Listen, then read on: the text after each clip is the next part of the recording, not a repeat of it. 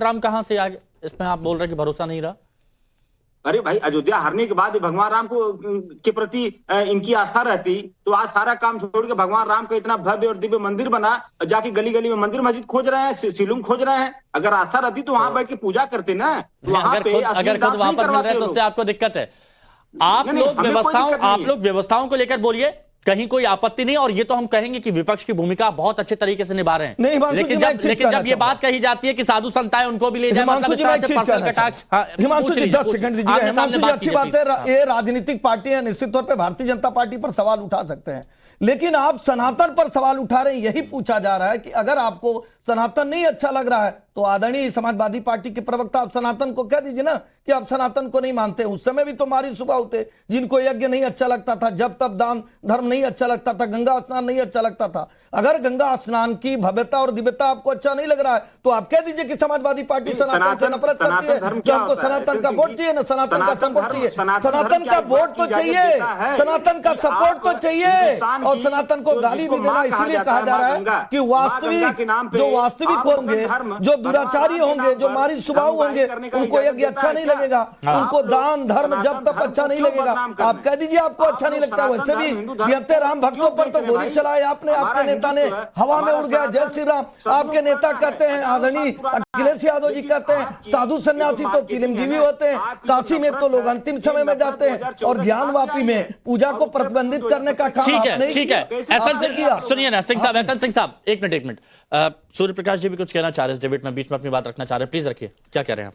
धन्यवाद। पहले तो आपको और पूरे देश को भारत माता की जय, वंदे मातरम, और मकर संक्रांति की पूर्व संध्या पे सभी को, पूरे देश को हार्दिक शुभकामनाएं।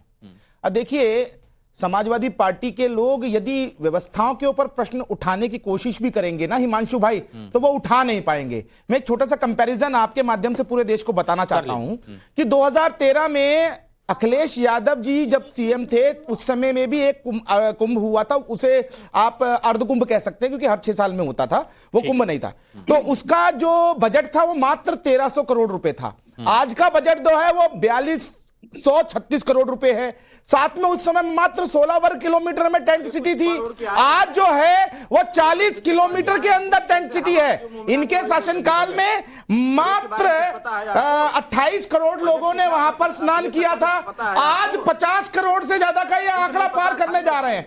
ऐसा दिव्य और भव्य कुंभ यदि कहीं पर हो पा रहा है तो वो उत्तर प्रदेश की पुण्य भूमि पे हो पा रहा है, और वो माननीय मुख्यमंत्री योगी आदित्यनाथ जी और मोदी जी के माध्यम से हो पा रहा है। अच्छा, एक मिनट सुनिए सूर्य प्रकाश जी, देखिए बाकी भी मेहमान है मेरे साथ, लेकिन आपने पुराना कंपैरिजन किया है। मैं सीधा सिंपल एक चीज पूछता हूं वहां पे की बात को आगे बढ़ाते हुए, यादव जी, अशोक यादव जी, सच बताइएगा, क्या आपको लगता है कि 2013 का जो कुंभ का आयोजन आपकी तरफ से किया गया था वो पूरी तरह से सफल रहा था, जैसे सुमैया राणा आपके प्रवक्ता, आपके नेता कहते हैं? प्लीज बताइएगा। हिमांशु जी, मैं अपनी बड़ाई अपने मुंह से नहीं करूंगा। आप उस दौर का न्यूज पोर्टल उठा के देख लीजिए, हमारे सरकार का इंटरनेशनल मीडिया की रिपोर्ट उठा के देख लीजिए हिमांशु जी, नेशनल मीडिया की रिपोर्ट उठा के देख लीजिए, भूरी भूरी प्रशंसा की गई है। जो जमाने में कहावत थी, हाथ कंगन को आरसी क्या और पढ़े लिखे को फारसी क्या। आइए ना कुंभ क्षेत्र में आइए, अपने पापों को धोइए। इस तरह राजनीति कभी नहीं हुई। अशोक यादव टॉयलेट भी बनाया है, और हर टॉयलेट पे 3 सफाई कर्मचारी है, उसके ऊपर एक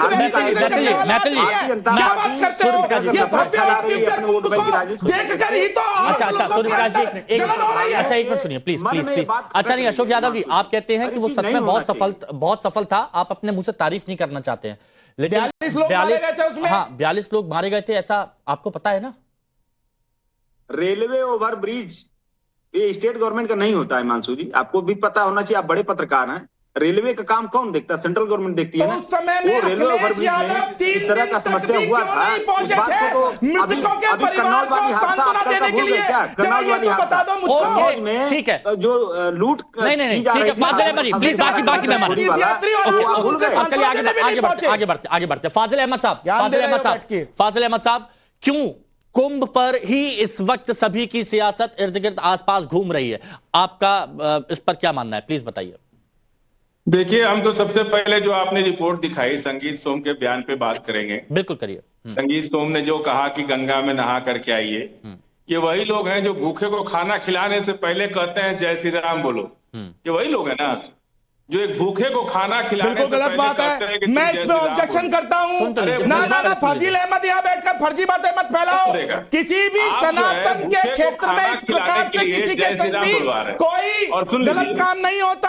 हम लोग वसुधैव का जो कुटुंबकम की आयोजन बात है, करते हैं। कुंभ हम का जो सबका आयोजन- साथ, सबका विकास, सबका जो विश्वास और दवाई सबके नहीं प्रयास खाई। की ठीक बात है, आपने करते अपनी हैं। बात कही, यहाँ प्लीज बैठ के सुनिए, ज्ञान प्लीज मत सुनिए, प्लीज मत सुनिए, प्लीज फैलाओ। सुनिए, प्लीज सुनिए। दवाई नहीं खाएंगे। डिबेट गलत ये दवाई गलत आज दिशा फिर में नहीं जा रही है। खाए। हाँ, बोलिए हम बोलिए। बार बार इनको समझाते हैं कि दवाई खा के अरे आए भैया हैं, तुम फिर ये अपने दवाई बाप नहीं दादाओं खाए। के पर्चे ढूंढो। फिर जो यहाँ है- बैठकर ज्ञान मत बांटो। फाजिल भाई जहाँ प्लीज पॉइंट पर रहिए, कुंभ का मुद्दे पर रहिए, आयोजन दोबारा जो आइए है, वापस मुद्दे पे। हाँ प्लीज रुकिए थोड़ी देर। सनातन धर्म तो जैसे लगता है कि भाजपा धर्म हो गया है।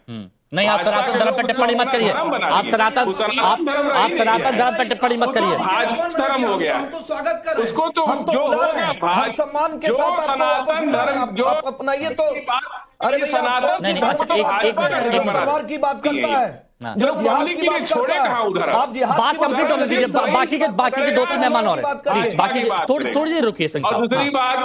बात कि ना पाकिस्तान के तीन लोग की कोई बात होती नहीं है। कोई नाम अरे नहीं भैया, लिया। कोई नाम इतना ही नहीं धर्म लिया। से प्यार कोई है। नाम ही नहीं लिया। आपके कहाँ चले मित्र गए? हैं पाकिस्तान के प्रधानमंत्री, कोई कहाँ- बांग्लादेश जिक्र ही के नहीं हुआ। प्रधानमंत्री, जा करके जो मंदिर वहां बंद पड़े हैं उनको भी खोजिए ना। अरे पाकिस्तान भी तो सनातन भारत सुंदर का है कि हिस्सा नहीं? है था। तुम अच्छा है कि नहीं? उसको भी तो जाके सबको वहां भी तो बुलाया जा रहा है, खोजना स्नान चाहिए करने कि जाएंगे हमारा कि नहीं? आज चर्चा इस पे हो रही है, पाकिस्तान पे नहीं चर्चा हो रही। चाइना कब्जा करके बैठा है। मुझे धर्म अच्छा है कि नहीं? अच्छा एक मिनट फाजिल भाई सुनिए ना। अच्छा फाजिल भाई सबसे पहली बात, आज हम संभल पे चर्चा नहीं कर रहे हैं। जहां पर मंदिर मिल रहे हैं, जहां पर कूप मिल रहे हैं, उस पर चर्चा नहीं हो रही। आप तो पाकिस्तान में खुदाई करवाने लगे। ऐसा कुछ नहीं है। कुंभ की बात की जा रही है। क्या कुंभ पर इस तरह की बयानबाजी से बचा जा सकता है, ये मैं आपसे पूछ रहा हूं। तो हम लोग एक तो सर्टिफिकेट लाइए, दे दें आपको। एक सर्टिफिकेट लिख के हम लोग दे रहे हैं कि दुनिया में इससे बड़ा कोई अच्छा आयोजन हुआ ही नहीं। हम एक सर्टिफिकेट किसको दे सकते हैं बोलिए ना।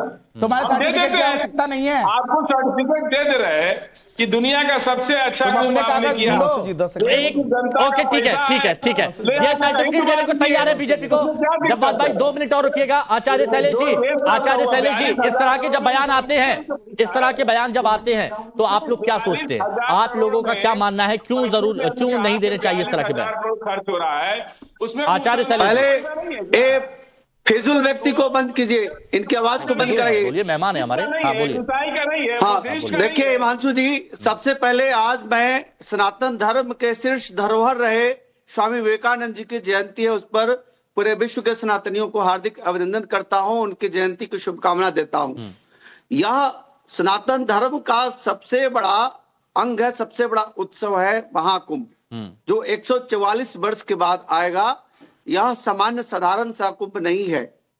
मैं जानना चाहता हूं, क्या इस्लामिक लोग जो मुस्लिम समुदाय के लोग हैं, क्या वहां आकर के गंगा मैया को गंगा मैया मानते हैं, जमुना मैया मानते हैं, सरस्वती मैया मानते हैं, या सिर्फ नदी मानते हैं? पहला चीज। दूसरा चीज, क्या वो वहां आकर के कोई साधना करेंगे, अनुष्ठान करेंगे? क्या वो मूर्ति पूजा पर विश्वास करते हैं?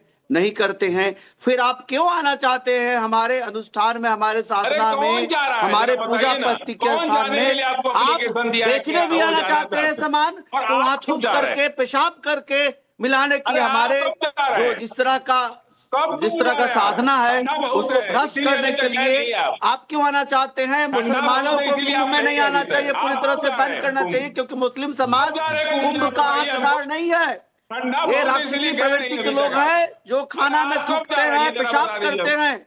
ऐसे लोगों को कंप्लीट बैन करना चाहिए। और लेकिन इसमें सब लोगों को आप नहीं जोड़ सकते ना आचार्य जी, इसमें सब लोगों को आप नहीं जोड़ सकते ना। हर किसी की विकृत मानसिकता नहीं होती ना। हर किसी की विकृत मानसिकता नहीं होती। हर किसी की विकृत मानसिकता नहीं होती। कुछ लोग हैं, कुछ लोगों की विकृत मानसिकता हो सकती है, लेकिन हर किसी की नहीं होती। आप सबको कंपेयर नहीं करेंगे। सैयद जवाद भाई आप प्लीज। सैयद जवाद भाई, क्यों क्या जरूरी है इस तरह की बयानबाजी करना? महाकुंभ सबकी आस्था का केंद्र है, सनातनियों की आस्था का केंद्र है, तो इस पर बयानबाजी से बचा जा सकता है। क्यों इस तरह की बयानबाजी की जरूरत है? हिमांशु जी, आपने मुझे कम समय दिया। नहीं आचार्य जी, मैंने आपकी बात सुनी। अभी सैयद जवाद भाई के पास तो मैं गया भी नहीं, वो भी आप जैसे नाराज हो गए तो क्या चले? गंगा मैया जानते हैं, मानते हैं, वो गंगा मैया को गंगा मैया नहीं मानते। ठीक है। नहीं सुनिए ना, फाजिल अहमद कह रहे हैं कि हम लोग नहीं जाना चाहते, वहां। उन्होंने बोल दिया सकता है? किसने बिल्कुल एप्लीकेशन दिया है कि हम बताइए, जाना आपकी चाहते हैं? जरूरत नहीं है, हाँ, कुंभ में ठीक आपकी है। जरूरत नहीं है। सही है जवाद भाई, बताइए क्यों इस टॉपिक से, इस बयानों से बचा जा सकता है ना? महाकुंभ पर ही क्यों इतने बयान दिए जा रहे हैं? जी हिमांशु भाई, बहुत बहुत धन्यवाद। सभी को मेरा जय हिंद, जय संविधान। आपको और महाकुंभ जैसा आस्थाहीन और आस्थाओं का सम्मान करने वाला कुंभ हो रहा है, सभी को मेरी हार्दिक शुभकामनाएं, और चाहता हूं कि देश के अंदर उन्नति हो, तरक्की हो, और देश का भविष्य मुस्तकबिल खूबसूरत हो और अच्छा हो, और सभी से यही प्रार्थना करता हूँ। दूसरी बात है, बिल्कुल सही बात कही आपने कि किसी की भी आस्था को लेकर के कोई भी टीका टिप्पणी नहीं होना चाहिए। सभी की आस्थाओं का सम्मान होना चाहिए और सभी के भविष्य उज्जवल हो उसकी कामना करनी चाहिए। लेकिन आप बताइए, और अपने दिल पे हाथ रख के बताइए, धर्मगुरु बताएं, भारतीय जनता पार्टी का एक मंत्री, एक विधायक महाराष्ट्र से आकर के जो बयानबाजी कर रहा है कि वो जायज है? वो किसी की आस्था पे ठेस नहीं है क्या? वो किसी आस्था के ऊपर चोट नहीं है क्या? वो किसी एक समुदाय के ऊपर चोट नहीं है? अगर कोई भी विपक्षी दल का नेता सुझाव दे दे या कोई सरकार के ऊपर टीका टिप्पणी कर दे तो वो किसी की आस्था के ऊपर टीका टिप्पणी नहीं होती। लेकिन यही लोग जब आस्था का चोला पहन करके, धर्म का चोला पहन करके सियासत करते हैं तो उसके ऊपर सवाल खड़े होंगे, क्योंकि आप सत्ता में हैं और आप धर्म के अकेले इकलौते ठेकेदार नहीं है। दूसरी सबसे बड़ी बात कह रहा हूं, दूसरी सबसे बड़ी बात कह रहा हूं, आप अगर आस्था के बुनियाद पर, और किसी को भी किसी की आस्था पे टीका टिप्पणी करने की जरूरत नहीं है, लेकिन हम आजाद मुल्क में रहते हैं। हाँ। हमारा देश कॉन्स्टिट्यूशन से चलता है। आप कौन होते हैं डिसाइड करने वाले कि कौन से एरिया में कौन जाएगा और कौन से एरिया में हिंदुस्तान में कौन सा व्यक्ति नहीं जाएगा? कौन सा व्यक्ति क्या सामान बेचेगा